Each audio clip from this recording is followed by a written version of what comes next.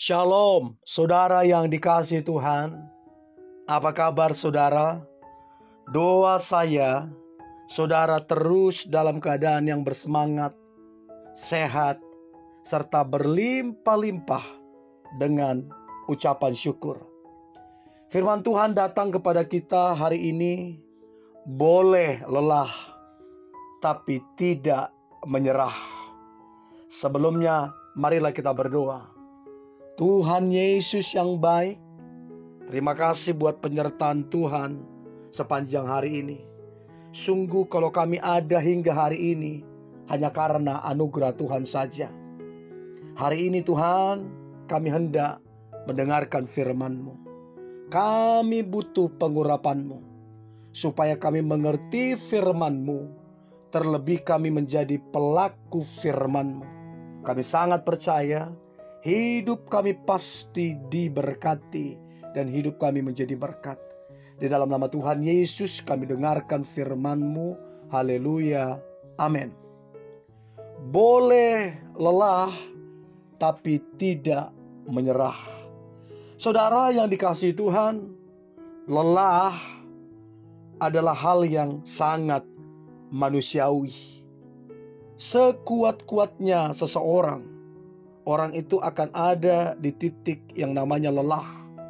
Sebab itu manusiawi. Tapi selelah apapun tidak boleh menyerah. 1 Samuel 30 ayat yang ke-10. 1 Samuel 30 ayat yang ke-10. Maka Daud melanjutkan pengejaran itu beserta 400 orang. 200 orang yang terlalu lelah untuk menyeberangi sungai besar itu berhenti di sana. Jadi ada 200 orang yang lelah saudara, mereka berhenti di sana. Berhenti namun tidak menyerah. Saudara, dalam hidup ini banyak hal yang membuat kita lelah. Sebagai suami, sebagai istri, kita diperhadapkan dengan pekerjaan, dengan rumah, dengan anak, apalagi saudara, dengan semua aktivitas kegiatan yang terus-menerus dikerjakan. Kadang-kadang, jujur saudara, saya sebagai kepala rumah tangga menyaksikan itu, mengalami itu day by day. Saya mengalami hal-hal yang sifatnya melelahkan secara manusia. Dan itu hal yang wajar sebab manusia tenaga dan kemampuan terbatas. Namun kelelahan itu bukan menjadi alasan untuk kemudian menyerah. Seringkali ketika melihat senyum dan tawa dari anak-anak saya, dari istri saya, semua lelah itu tergantikan menjadi semangat kembali.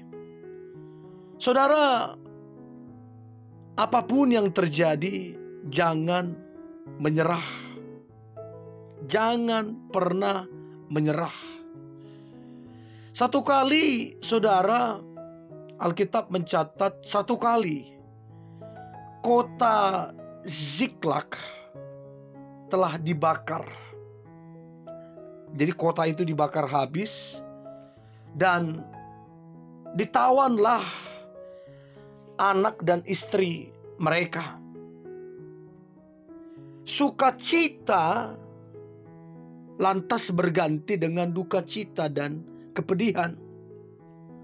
Alkitab mencatat dengan jelas, maka menangislah Daud. Daud menangis melihat kota beserta istri mereka itu ditawan. Siapa saudara yang tidak sedih jika di posisi seorang Daud? Daud, sehebat-hebatnya Daud, dia juga seorang manusia, punya kelemahan, punya keterbatasan. Dan Alkitab bilang Daud menangis. Dia melihat bagaimana istri dan anak-anak mereka ditawan. Dan apa yang terjadi, saudara? Sebagai seorang pemimpin, Daud sangat terjepit. Karena rakyat mengatakan hendak melempari dia dengan batu. Alkitab bilang seluruh rakyat itu telah pedih hati. Masing-masing karena anaknya laki-laki dan perempuan itu ditawan. Mungkin kita sama seperti Daud, mengalami situasi yang tidak mengenakan, masalah yang bertubi-tubi dalam kehidupan ini, dan membuat kita mungkin lelah dan mungkin saja hampir menyerah. Nah, apa yang Daud lakukan di tengah-tengah keadaan terjepit, bahkan melelahkan? Apakah Daud menyerah? Apakah Daud meninggalkan Tuhan? No. Alkitab mencatat Daud tidak menyerah. Justru Daud menguatkan kepercayaannya kepada Tuhan Allah. Kemudian Daud beserta ke-600 orang bersama-sama dengan dia melakukan pengejaran kepada gerombolan orang Amalek. Dan sampai mereka ke sungai besar. 200 orang terlalu lelah untuk menyeberangi sungai besar itu, berhentilah di sana. Maka Daud melanjutkan pengejaran itu beserta 400 orang. 400 orang yang melanjutkan pengejaran bersama dengan Daud, bukan berarti mereka tidak merasa lelah, tetapi mereka sekalipun lelah, mereka tetap memilih tidak menyerah.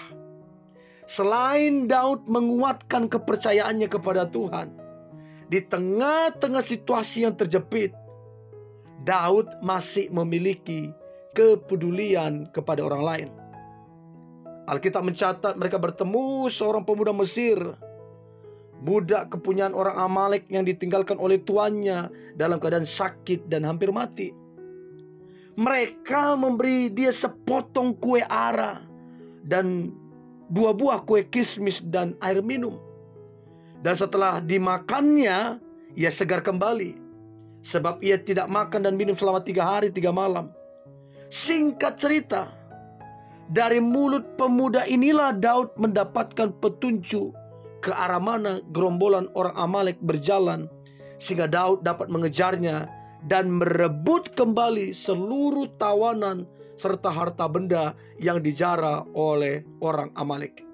Saudara, hanya Tuhanlah sumber kekuatan di dalam hidup kita.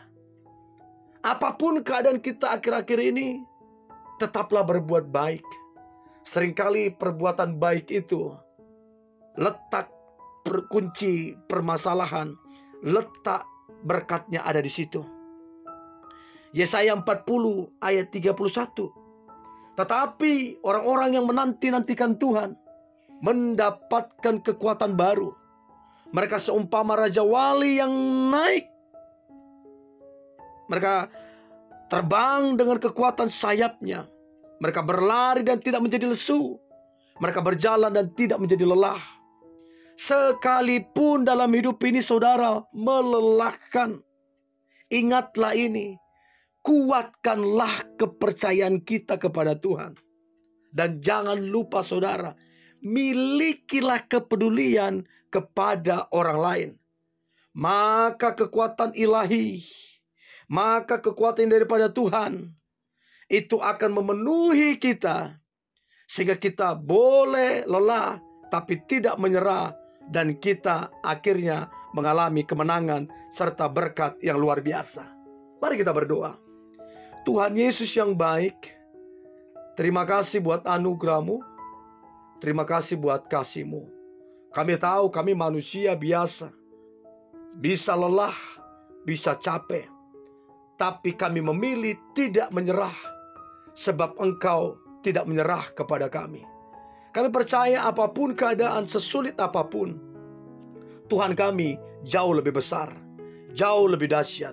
Dan kami percaya pada akhirnya ketika kami tidak menyerah, kemenangan dan berkat menjadi bagian kami.